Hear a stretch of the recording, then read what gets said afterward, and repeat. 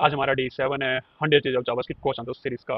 तो आज का हमारा क्वेश्चन है explain the concept of scope in JavaScript. देखो, जावास्क्रिप्ट में स्कोप बेसिकली बताता है कि आप वेरिएबल को किस जगह से एक्सेस कर सकते हैं। ठीक है, जावास्क्रिप्ट के अंदर 3 टाइप्स के स्कोप होते हैं।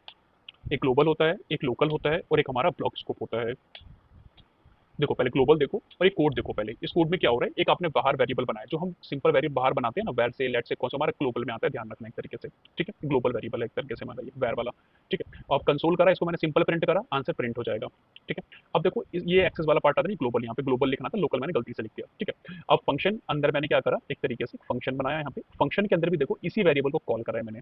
ये हमारा इजिली रन करेगा, करके देखना इतना चलेगा। ठीक है, अब हमारा आता है लोकल। देखो, लोकल वेरिएबल्स होते हैं बेसिकली फंक्शन के अंदर डिक्लेयर जो होते हैं। ये मैंने फंक्शन के अंदर डिक्लेयर करा, लोकल वेरिएबल है। अगर लोकल को मैं फंक्शन के बाहर रन करना चाहूंगा तो ये हमें एरर देगा, ध्यान रखना, नॉट एक्सेसिबल हियर। ठीक है, तो लोकल हमारा फंक्शन के अंदर रन करता है। एक होता है ब्लॉक स्कोप, जो मेनली हमारा लेट कॉन्स्ट होते हैं एक तरीके से। अगर मैंने लेट कॉन्स्ट को कोई मान लो है, उसको मैंने इफ के अंदर डिक्लेयर कर दिया। अगर मैं इस इफ के अंदर वैर के थ्रू करता हूँ तो बाहर यूज कर सकता हूँ, रन करेगा, लेकिन लेटर कॉन्स्ट के थ्रू कर रहा हूँ, अगर ब्लॉक लेवल के बाहर यानी कि जो हमारे करली ब्रेसेस है इसके बाहर प्रिंट करवाता हूँ तो रन नहीं करेगा, ध्यान रखना, एरर दे देगा हमें इस तरीके से।